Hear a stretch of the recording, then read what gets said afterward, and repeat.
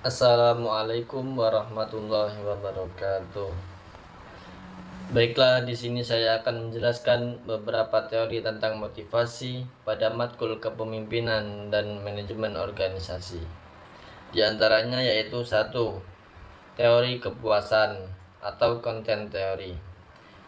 A. Teori hierarki kebutuhan Maslow atau Maslow's Hierarchy of Needs.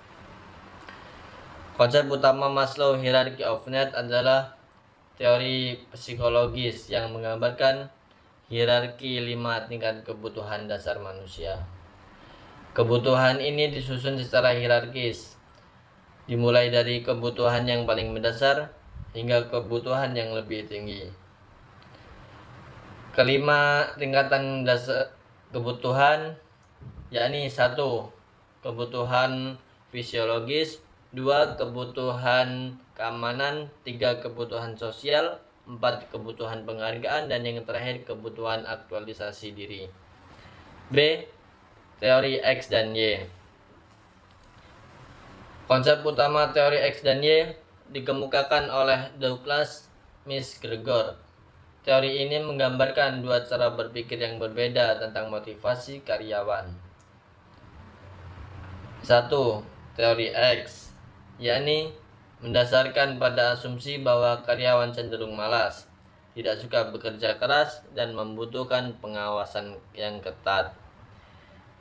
Yang kedua, teori Y, yakni mendasarkan pada asumsi bahwa karyawan secara alami ingin bekerja keras, memiliki motivasi yang internal, dan mampu mandiri. C. Teori ERG. Konsep utama teori ERG dikemukakan oleh Clayton Alderfer sebagai alternatif terhadap hierarki kebutuhan Maslow. Teori ini menggambarkan 3 tingkat kebutuhan manusia. Yang pertama yaitu kebutuhan eksistensi, kebutuhan relasional, dan kebutuhan pertumbuhan. Pengelompokan kebutuhan ialah kebutuhan eksistensi. Kebutuhan eksistensi yakni kebutuhan fisik dan material dasar. Yang kedua, kebutuhan relasional.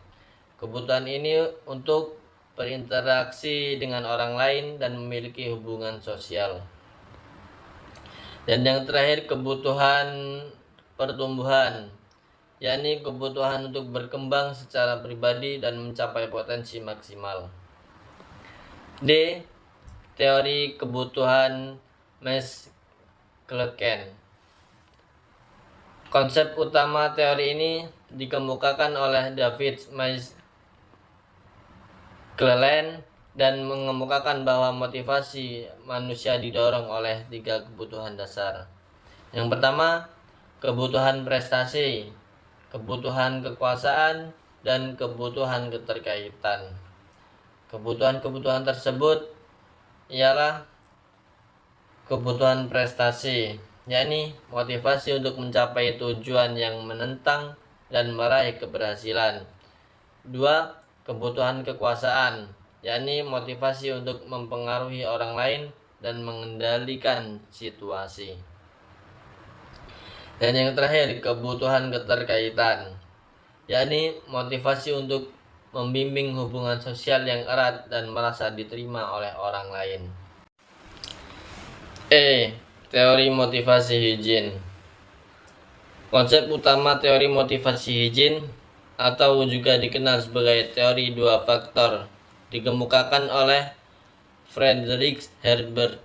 Teori ini menggambarkan bahwa ada 2 jenis faktor yang memengaruhi kepuasan dan ketidakpuasan dalam pekerjaan. Faktor-faktornya yaitu faktor motivasi adalah faktor-faktor yang berkaitan dengan konten pekerjaan seperti prestasi, pengakuan, tanggung jawab, dan kemajuan. Yang kedua, faktor Hugin adalah faktor-faktor yang berkaitan dengan konteks pekerjaan seperti gaji, kondisi kerja, kebijaksanaan perusahaan, dan hubungan interpersonal. 2. Teori proses A. Teori harapan.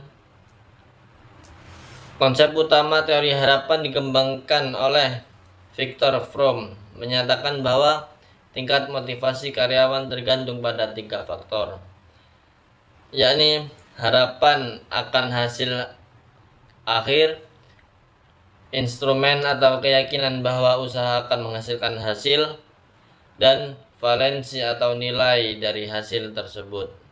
Faktor-faktornya yakni harapan adalah keyakinan bahwa usaha akan menghasilkan kinerja yang diinginkan. 2.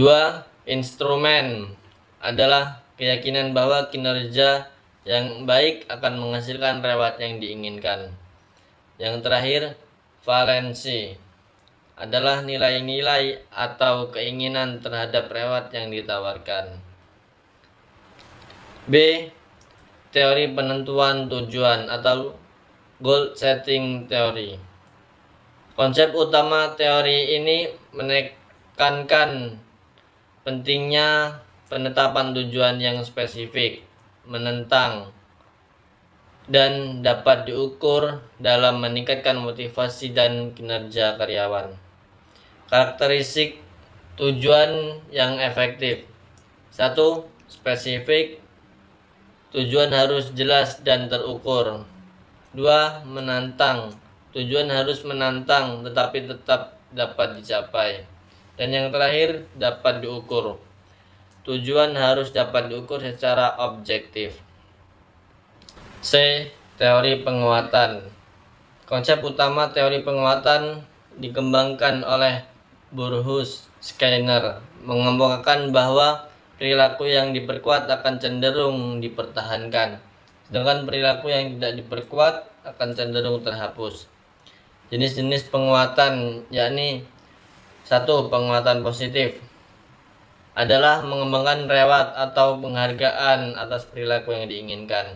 2. Penguatan negatif adalah menghilangkan konsekuensi negatif atas perilaku yang diinginkan. Yang ketiga, hukuman adalah memberikan konsekuensi negatif atas perilaku yang tidak diinginkan. Dan yang terakhir, penyimpangan adalah tidak memberikan respons atau perilaku yang tidak diinginkan. D. Teori keadilan. Konsep utama teori ini mengemukakan bahwa karyawan membandingkan upaya mereka dan hasilnya dengan upaya dan hasil rekan kerja mereka. Jika mereka merasa perlakuan yang mereka terima tidak adil, maka akan timbul ketidakpuasan dan upaya untuk memperbaiki keadilan tersebut. Komponen-komponen utamanya adalah keadilan distributif, yakni persepsi tentang seberapa adil distribusi reward. Selanjutnya, keadilan prosedural, yakni persepsi tentang seberapa adil proses pengambilan keputusan. Selanjutnya, keadilan interpersonal, yakni persepsi tentang seberapa adil hubungan dengan atasan dan rekan kerja.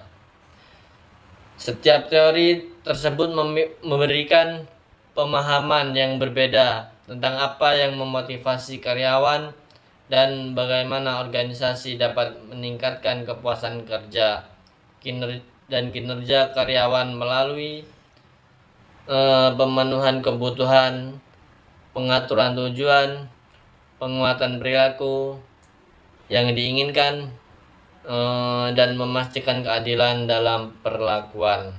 Sekian dari saya akhiri. Wabillahi taufik wal hidayah. Wassalamualaikum warahmatullahi wabarakatuh.